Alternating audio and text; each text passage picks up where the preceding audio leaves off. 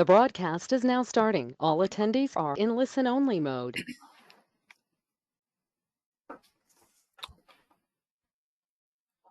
Hello, everyone, and thank you for joining us today.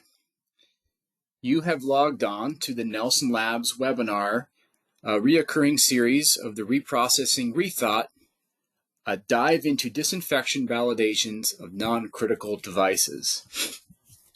Now, we just have a few housekeeping items that we'd like to mention before we get started today. If you missed one of our webinars or simply would like to refer back to one, you can always find them on the Nelson Labs website on the On-Demand Webinars page listed under Education. You can receive notifications of upcoming live and on-demand webinars by liking Nelson Labs on Facebook or following us on LinkedIn. We also would invite you to register for free for the Sotera Health Academy at soterahealth.com/academy. There you will find curated content from industry thought leaders. We also would like to invite you and mention the Nelson Labs educational seminars. The aim of this 3-day seminar series is to provide medtech professionals the opportunity to establish or refresh their fundamental testing knowledge and thereby achieve more efficient, accurate, and effective testing outcomes. Our next event will be in Chicago, and following that, we will be in San Jose. If you would like to receive a 10% discount, use the code SEMINARS10 at the checkout page. Today, we're joined by Brianna Barber. Brianna has worked at Nelson Labs for over 6 years, specializing in cleaning and disinfection validations for reusable medical devices. She has experience with hands-on testing, directing studies, regulatory affairs, and consulting. In her current role as consulting study director, she is the primary contact for sharing expertise related to testing requirements and ensuring medical device manufacturers are set up for successful regulatory submissions. Brianna graduated from Arizona State University with a master's degree in regulatory science in 2023. She presents at seminars throughout the U.S. and participates in the review of standards, and her passion about sharing her expertise on regulations for reusable medical devices and supporting customer needs. We do encourage your questions. We do have time at the end of the presentation for your questions, so please submit them at any time in the questions box. And now, beginning today's presentation, I'd like to turn the time over to Brianna. Thank you, and welcome everybody. My name is Brianna Barber. As Mike mentioned, I am the Consulting Study Director for our Healthcare Reprocessing Group at Nelson Labs. So today I'm going to be talking about non-critical devices and some topics surrounding disinfection validations. Those topics include what a non-critical device is, common methods of disinfections, the acceptance criteria surrounding these non-critical disinfection validations, as well as some of the challenges that we as a testing lab often see when it comes to meeting criteria and other items.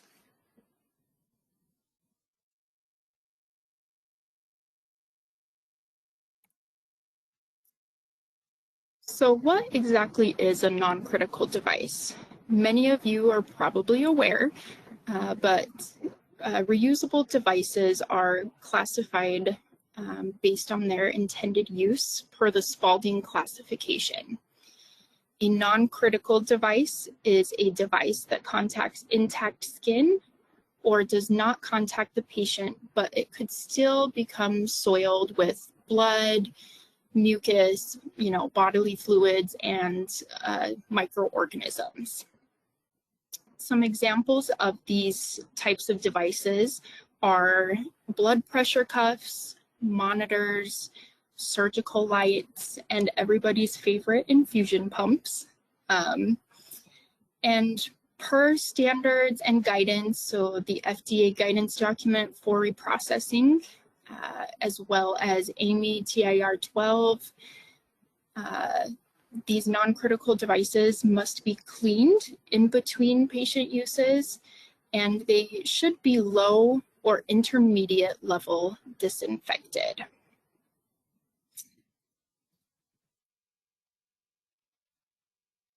This is just a picture of an example of room, like of an OR or some room in a hospital that has these non-critical devices surrounding it. So you can see things like the surgical lights, the bed workstation, the monitor, carts. All of these are items that need to be cleaned and disinfected between patients, so between uses. And there are many other types of non-critical devices as well. These are just a few examples that we commonly see.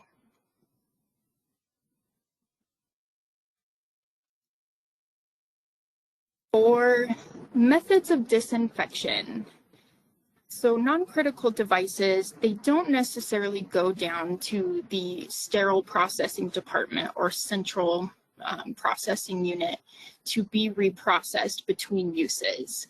Most of the time, these devices are going to be kind of live on the floor of the hospital they're in or in the clinic. They're not really going to, go downstairs and be cleaned and sterilized or anything. In some cases they may, but most of the time they're going to be cleaned and disinfected in the room they live in. So the most common method, and I'm sure a lot of you have been to, a doctor's office for your yearly checkup or your kid's yearly checkup, and you see like a canister of wipes. Those are in there to wipe down devices or surfaces in between patients. And that is the most common method of disinfection, is going to be wiping your product with a pre-saturated chemical wipe. One thing to keep in mind when you're selecting a specific wipe to use is going to be make sure that it is EPA registered, and also ensure that your device's materials are compatible with that type of wipe. So we have like bleach-based wipes, we have alcohol-based wipes, there are quaternary ammonium-based wipes, and all of these might impact your materials of your product. So that's just something to keep in mind, is what your device materials are and its compatibility with that chemical, as it's going to be wiped down a lot. And then this method is not as common, but it still is something we do see, is going to be a combination of spraying as well as wiping. So you're going to spray down the device with the Cavicide, for example, or some sort of chemical spray, and then you're going to wipe it down for the specific contact time. Another method that we will sometimes see, it's not really preferred, is going to be swabbing. So you're using a combination of, wiping the product, and then maybe you have a hard to reach area that a wipe cannot access. So in that case, you could use swabs that have been dipped into the chemical, or the disinfectant, and you can use the swab to access those hard to reach areas. One thing to keep in mind though, when you start adding additional steps in disinfection, like a wipe and a spray and the swabbing, one, does the clinic or hospital or location that these items are being cleaned and disinfected have swabs available, or is that something you would need to consider? Just keep those items in mind when you're selecting your method of disinfection. And then the final method that we have seen in the past, I've probably seen it one time in my time here at Nelson, is immersing into a chemical bath. This, of course, is required for high-level disinfections in an FDA-approved high-level disinfection, but it is not something that's common for non-critical devices. The only time you really want to consider is immersion is if that's really the only way your device can be disinfected.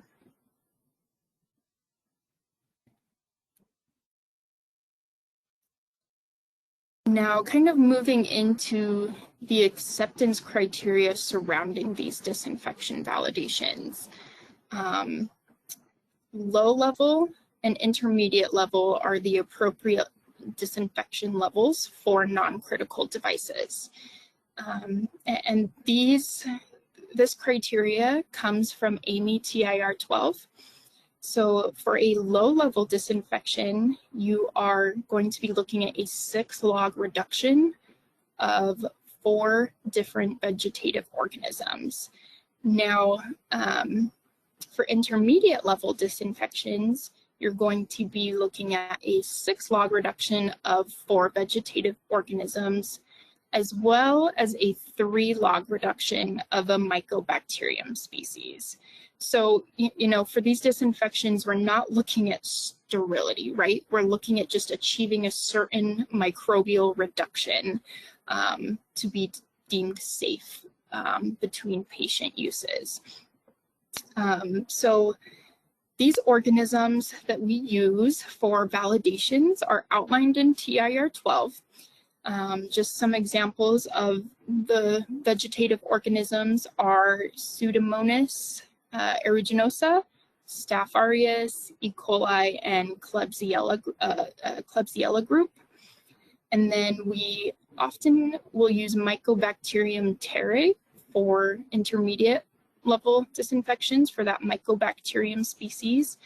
And one reason for that intermediate level to have that Mycobacterium as a part of the evaluation is, Mycobacterium are a little harder to kill as they have a cell wall around them and they're more resistant to these chemical disinfectants. So that's the acceptance criteria surrounding these validations and just a little bit of information there. Now on to the fun part, the challenges. I see challenges all of the time, and the number one challenge for, at least on a manufacturer's side, is going to be what level of disinfection validation should I complete for my device, for my product? Should my device be just clean? Should it be low-level disinfected? Or should it be intermediate level disinfected?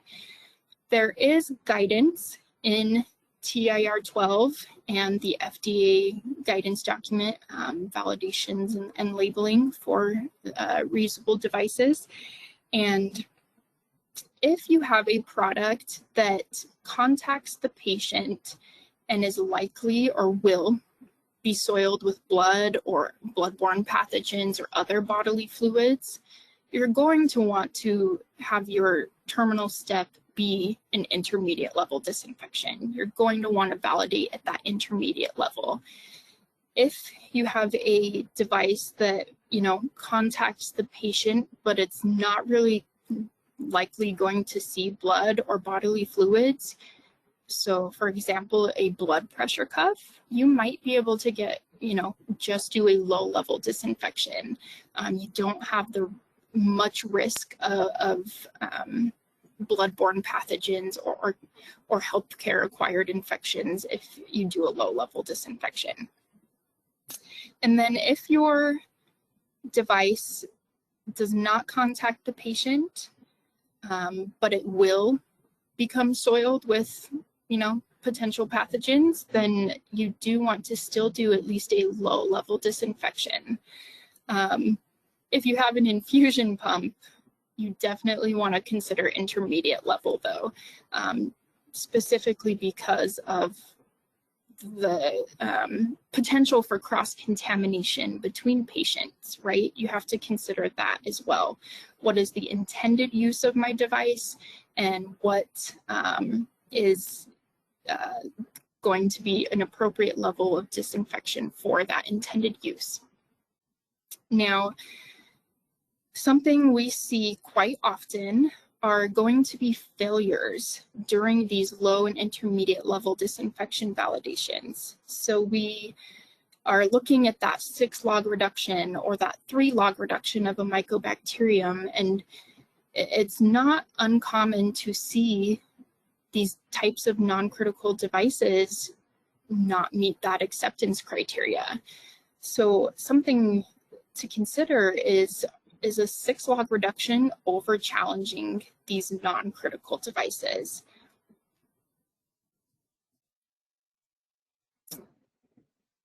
And one reason that it could be challenging for non-critical devices to meet the acceptance criteria is due to the disinfectants that we're using, right? These label claims on these disinfectant wipes, they have to go through their own validation to be able to make their label claim of it will disinfect in 2 minutes or 3 minutes or 1 minute. And oftentimes those validations are performed on coupons, right? They're just performed on like small flat coupons. And during those validations for disinfectants, typically we're looking at a 2 log reduction of spores and a 3 log reduction for bacteria, yeast, and molds. So if you just kind of look for a second, the disinfectants have these lower log reductions, but then when we are introducing a device that has an acceptance criteria with a 6 log reduction and has complexities and design features that are, you know, more complex than a coupon. So it can be difficult. And oftentimes for these validations, when we see these failures, we have to adjust the test method. So we would be looking at maybe we need to go outside of the label claim that the manufacturer wipes to state and increase our contact time from 2 minutes to 3 minutes or 4 minutes, maybe even 5 minutes. But something that is really important to consider is also the human factors aspect of that, right? We don't want to increase the contact time to 10 minutes or 15 minutes or you know, anything like that, because who is realistically going to sit and wipe a device for 10-15 minutes when they're getting the room ready for the next patient or the device ready for the next patient? It's just not a feasible option. So when we increase contact times, we are careful that we don't increase too high, but we still want to increase enough that you can meet the criteria of that 6 log reduction. Other things we could potentially look at, I know it's hard to go above manufacturers' label claims. So there are other things we could look at if your disinfection is failing. Maybe the inoculation method is, are we over challenging the device? Are we placing too much inoculum on the device? Are there too many areas that we're evaluating? Does this area even need to be evaluated? And then another aspect we would look at as well is maybe adding that wiping and spraying method. You know, we spray the device, we wipe the device. That often can really help and be beneficial in achieving that acceptance criteria for these sorts of validations. And those are just a few of the challenges that we see with these validations. There are more, and I'm always happy to meet and discuss if you are experiencing these sorts of challenges. You know, let's talk about it. What can we do and ensure that your device meets this acceptance criteria and is deemed safe, you know, for use between patients. And if you have any questions or want to meet after, please feel free to reach out. Here is my contact information. And Mike, I will go ahead and turn it over to you. Great. Thanks, Brianna, for your insights, and thank you, those that are watching online. We hope that you found this to be a valuable experience. So let's get into some questions. Please feel free to submit them as well, and we'll just take the remaining time that we have today to answer your questions. So, Brianna, here's our first one. If you instruct a user to use a pre-saturated wipe, is there risk of listing a brand name, or should active ingredients be listed instead?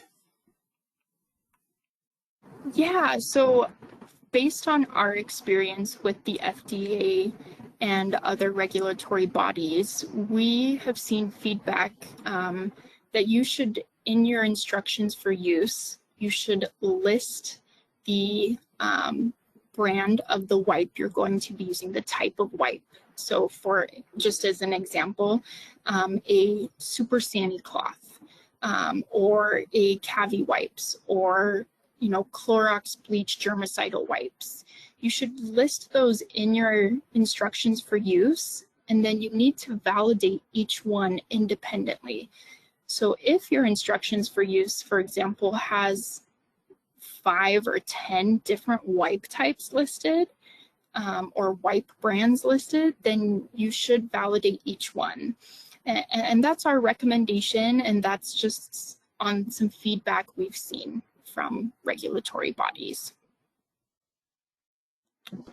Great. Okay, here is our next question.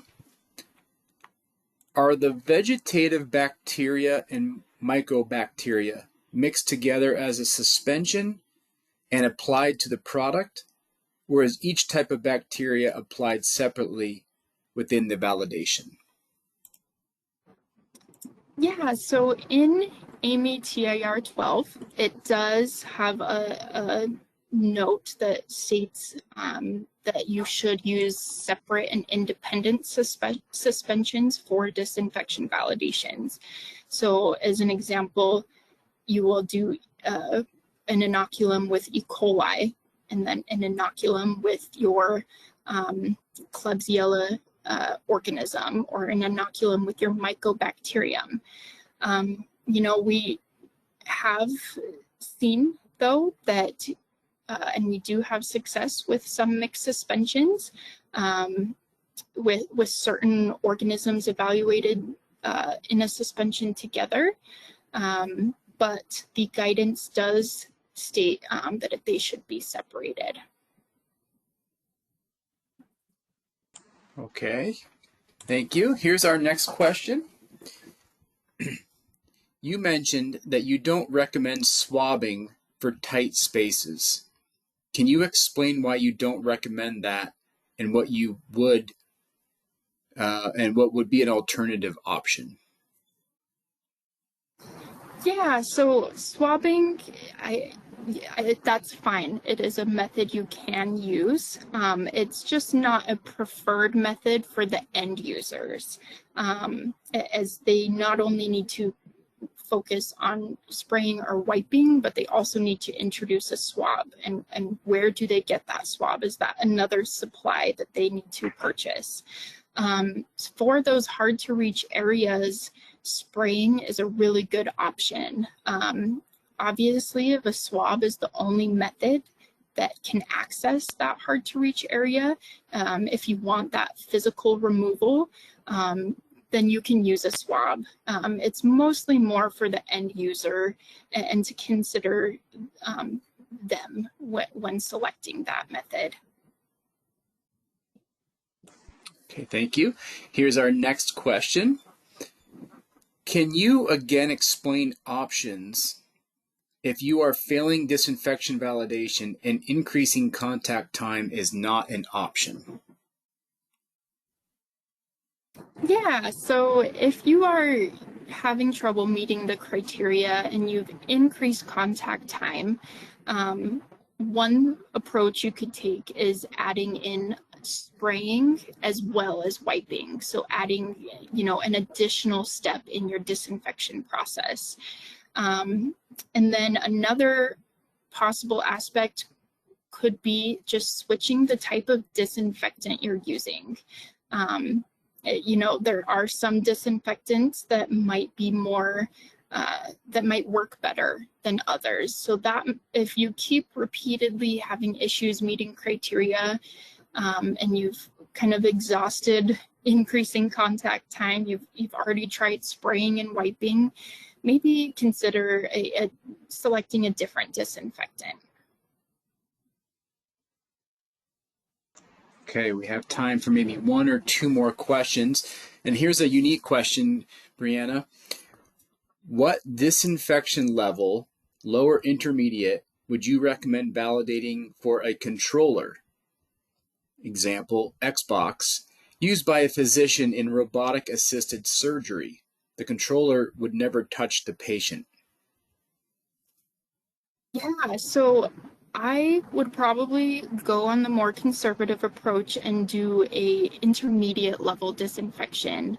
And that's specifically because the healthcare personnel, they are contacting that controller, and there is potential for cross-contamination, right? If they're using the controller, they had something on their gloves, there's all sorts of different situations, but I would, you'd probably be fine with low level, but I would recommend intermediate level. Okay, we have time for one more question. My device will not contact the patient and will likely not see any contamination during use. Is it acceptable to perform cleaning only? Yeah, so if your device does not contact the patient and it will never become soiled with blood, bodily fluids, whatever, then you could do cleaning only. I am a strong pusher for disinfections, though. I do believe that low-level disinfection is appropriate in concern with patient safety and user safety. But per the guidance and standards out there, you can get away with just doing cleaning only. Okay. Let's go ahead and try one more. Do I need to validate each cleaner or disinfectant type listed in my instructions for use? Yes, I do recommend that you do. So if you have, Super Sani-Cloth and Sani-Cloth bleach listed, each of those are going to interact differently with your device, with the materials, with the organism. And so it is recommended to validate each one independently from each other. Well, great. Thank you, Brianna, for all of your insights and this information. And we thank you, the viewer, for tuning in for today's session on the reprocessing rethought. We hope that you found this information to be a valuable experience, and check back in October for our next session. We hope that you have a great rest of your day. Thank you. Thank you.